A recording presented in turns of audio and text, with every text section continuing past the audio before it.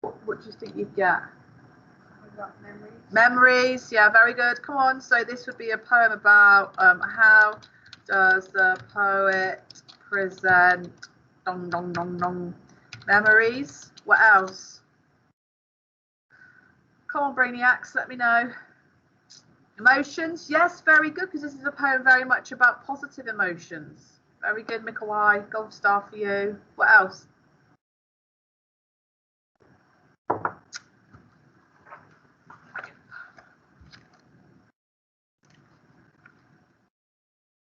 The Emigrate. What page is it? Oh, no. Emotions. There was once a country, I left it as a child, but my memory of it is sunlight clear.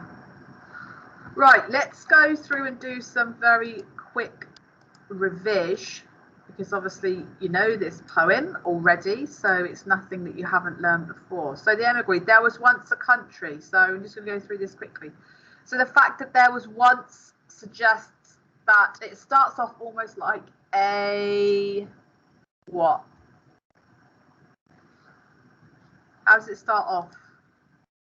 There was once a... Come on, I'm waiting for you to use your brains. There was once a country. Yes, it starts off very good, Scarlett. It starts off as like a story, okay? It starts off as almost like a fairy tale. Once upon a time, there was once a country. And so what that does is it gives you this understanding of almost it being quite magical and fairy tale-like and not really real. So the whole point of this is it's all about her emotions and what's happened to her, but it's not like reality. So another poem that you could compare it to in terms of creating reality would be which one? Which poem's all about somebody trying to create a narrative and create a reality? Which poem could you compare it to in that respect? Which one would you do? Which poem's about creating a story to make somebody feel better? Anyone know? No? Anyone? Come on. Lazy. I know it's the morning.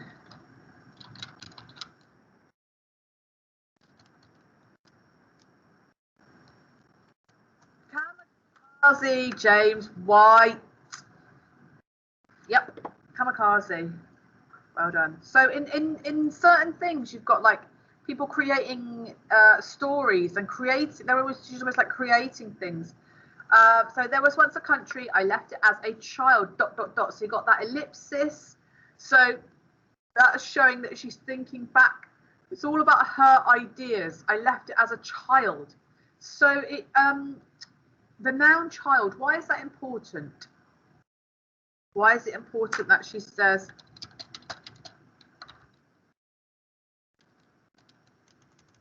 what does it show about her experience as a child?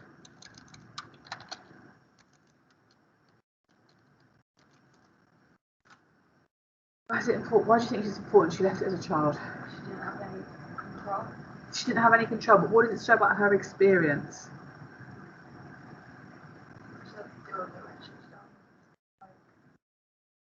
Yes, very good. As a child, you see life as quite positive. So did she have a full understanding of what? Yes, everything was good. Right, and again, if you were going to compare... Oh! I goof as well. I'm such a goof. She only has memories of it from then. Yes, very good. So in a way, what you could do is if you were going to compare this to Kamikaze, you could say that the narrator in The Emigree is all about having an experience as a child and that leading into adulthood. So she had a very natural experience as a child and it kind of like led into adulthood. But in Kamikaze, she had an experience as a child, which was that she was excited that her father had come home, but then she was taught to ignore him, and so you get very much a stronger sense of her having an experience and then it being not natural, if you know what I mean. So in Kamikaze, she changes. But my memory of it is sunlight clear. So you got this idea of light. So in her eyes, she thinks that she is talking about the truth. Sunlight clear. But then, right, so this is interesting. This is kind of juxtaposition. This is the comparison. She says, my memory of it is sunlight clear, for it seems I never saw it in November. Right? So what does the word seems suggest?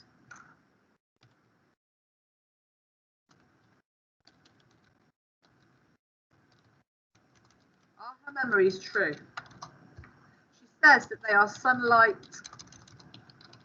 clear. But then she says seems. Are her memories true? What do you think?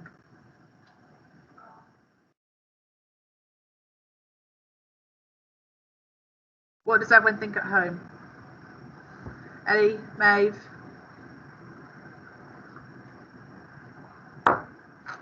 Yep, some may not be. Well done, Maeve. Lottie? Josh, come on, what do you think? Some may not be. So she says, oh, I think, yeah, Violet, no. Oh yeah, I remember loads and loads. My memories are like sunlight clear. I remember everything, but I don't remember it in November. Of course they're not clear, are they? Because if she can't remember November, she can't remember it truthfully.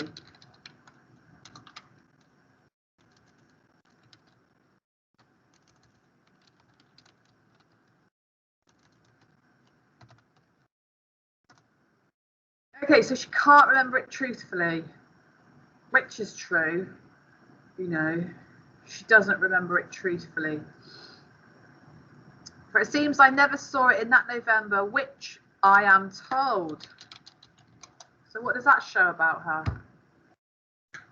I'm told. I am told.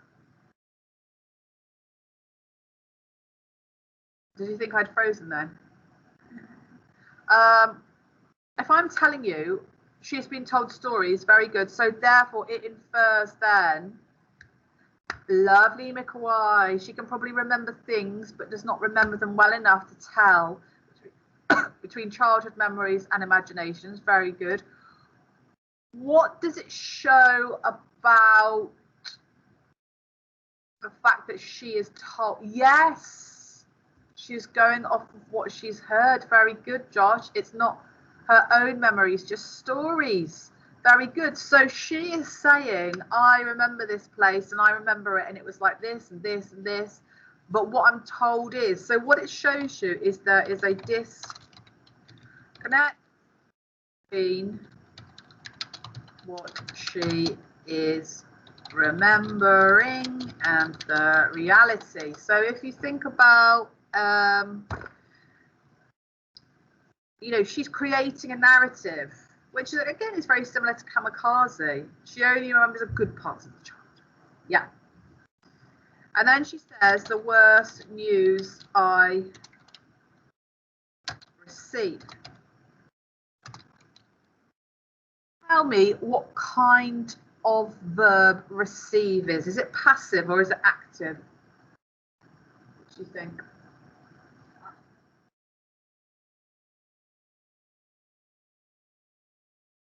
So active is doing something and passive is have something done to you. Yeah. Oh. The worst news I receive is passive of it. Okay, so in this case, this is a statement. Okay, and she's saying, look, babes, you can't tell me anything that will change my opinion of it. So it shows that her opinion is probably wrong, and hers is an opinion that was formed in childhood and that is not correct. It's not realistic about what's actually happened now. The worst news I receive of it cannot break my original view. So it cannot break how her memories are actually, she feels like her memories are realistic and true, and that she believes that they're kind of, you know, true to life. They're a real thing. They're kind of tangible. That's a good word. Okay, the bright field paperweight. So that's a metaphor about how, like, a paperweight. What does a paperweight do? Anyone know what a paperweight does? It holds down paper. Yeah. So what do you think her memories do?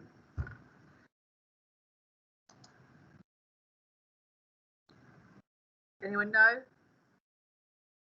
Maybe sit with tyrants. Right. So a paperweight is something that holds down paper.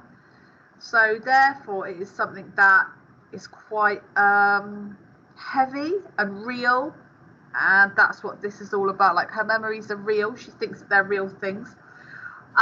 It may be at war. It may be sick with tyrants. So there you have the this lexical field of a dictatorship or something bad. So it may be war, it may be sick with tyrants. So that's personification. It shows the place where she lived is complete. Oh, you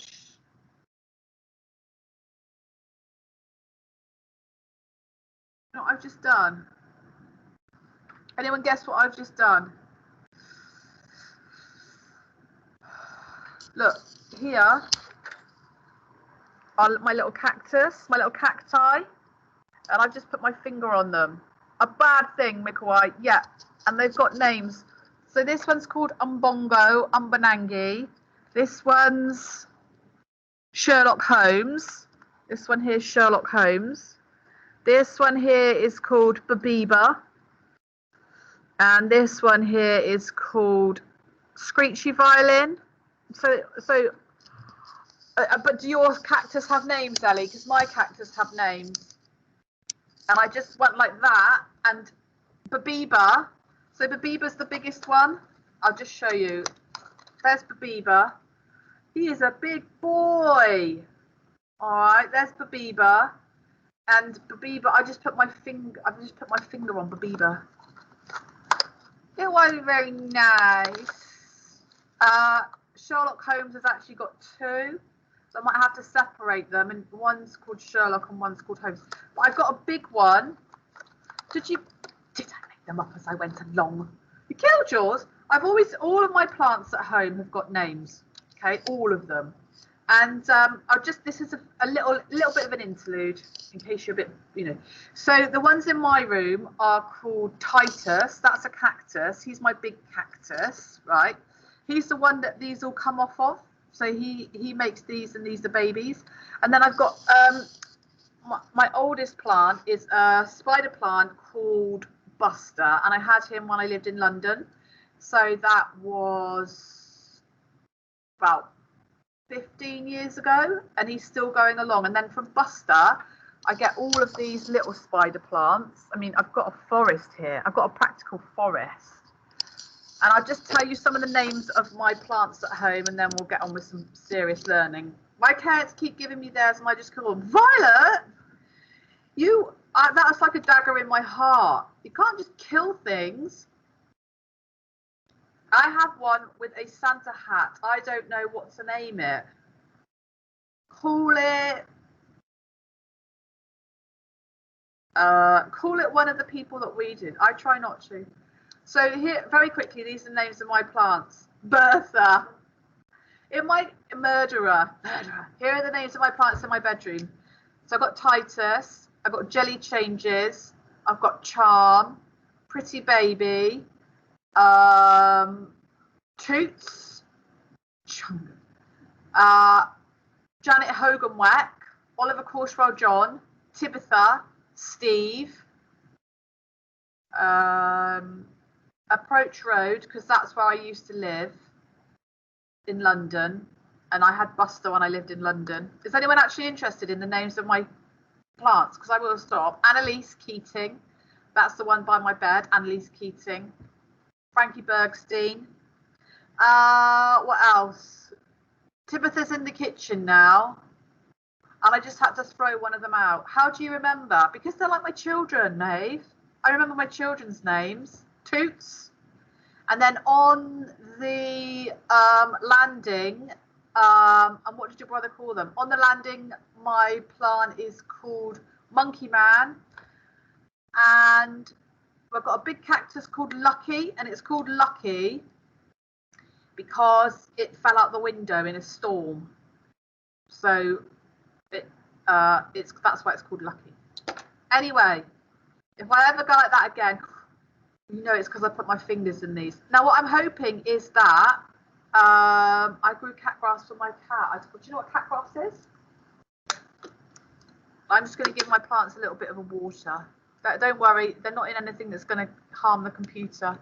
So what I'm hoping is that when you come back, if ever, I can start giving you little cactus, because that's what I do. I grow them and then I give them to my best students. So not last year's year 10, because they went off before I saw them, but the year before I gave all my best students cactus and they still got them. Year 13. I go, like the people in year 13, I'm like, oh, how's so-and-so? And they're like, yeah, all right. Come on, Amy, what are we doing now? Oh my God, I want a cactus. Well, if you work hard, Oliver, you can have one of these cactus. You can have screechy violin, or you can have a spider plant. The spider plants are actually easier. I mean, you can never kill a spider plant. Okay, so the emigree. I wonder if Carol Rimmons would like a spider plant. Okay, so it may be at war, it may be sit with tyrants, but I am branded by an impression of sunlight. So again, you've got the juxtaposition of kind of like this awful thing, but she also says the impression of sunlight. Now, interestingly, the word here that is important is impression. And, oh, nice. Can you make me a macrame hammer, please? Hanger. Why is the word impression important? Why is the word impression important? I'm branded by an impression of sunlight. Come on, clever clogsers. Who is going to be able to tell me why that word's important? People that haven't talked. Lottie and let's see who else we've got. Ethan and Daisy. Why is it important? And Zaki and Jackie. Why is it important that she is branded by an impression of sunlight? If you've got an impression of something, what does it mean? What do you think impression means? Yeah, but is it reality? No. Right, Amy knows. We've decided what we know. Come on then. I'll show you a bit of my hair while you're waiting.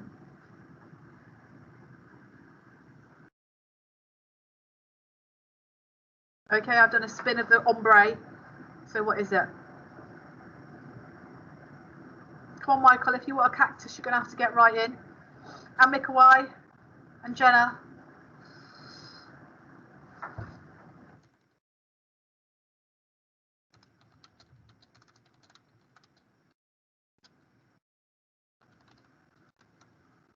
Yes, very good. It's what she thinks, so it's not reality. So if you have an impression of something, it means that it's not reality, it's not real. So she says she's branded. So branded, anyone know what branded means? Do you know what branding means? You do it to cows. So branding, not fully experienced it. I hope you're not talking about branding, Josh. Branding is when you get a brand like a certain shape and it's in metal, and you put the metal in the fire. It's terrible, really. And then you put the metal, the hot metal, on the cow. And what it does is it brands the cow, so you know who owns it. But also branding is now to do with like the brand of something, the brand of, you know, whatever. So she's branded by the impression of sunlight. So she is saying, basically, I have been branded by something that is not real. See what I mean? So this, you could almost say this poem's all about like reality and illusions and reality. Right, the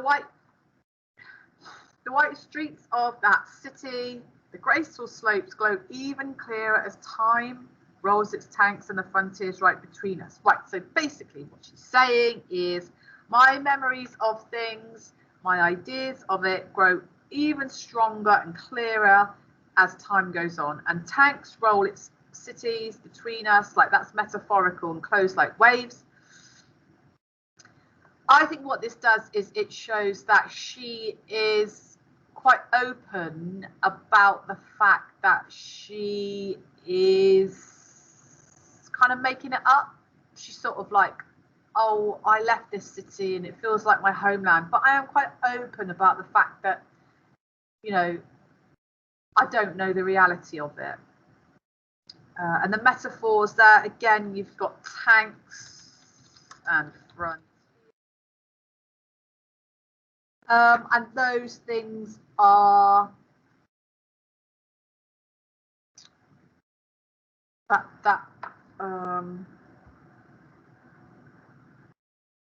lexical field. Right, we'll do the last bit now. The child's vocabulary I carried here, like a hollow doll, opens and spills a grammar. Anyone know what that means? What did Lavington say about that? What did Lavington? Teach you anything about that, damn him. Anyone at home, what does that mean? Anyone know? The child's vocabulary I carried here like a hollow doll. What does it show about her language and how she speaks?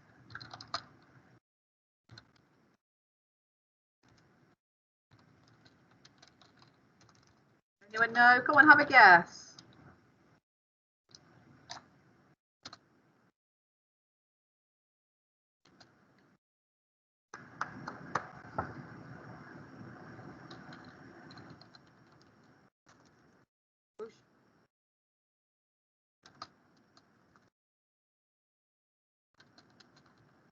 Who's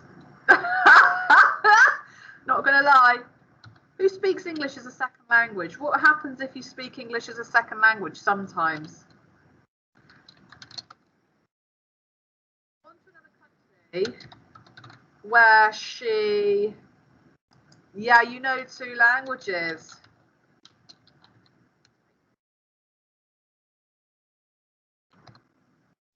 So sometimes she speaks Mikawai, very good. So Mikawai, did you speak English? Have you been bilingual all the time? You can unmute your mic, Mikawai, if it's going to be easier.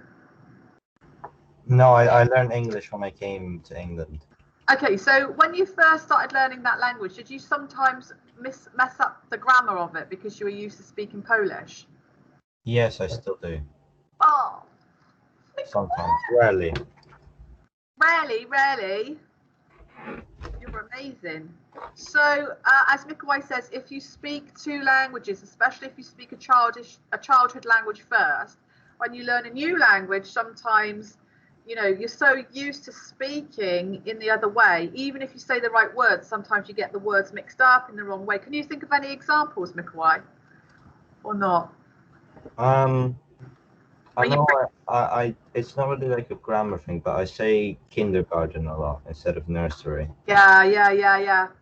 That's probably more because I learned from like movies and books, and a lot of that's American. There you go. Very good. Okay, thanks for being our guinea pig. Right, I'm going to have to stop there because I'll give you a break before. What lessons have you got next? Maths. You've got maths. I've got English again. So, yes.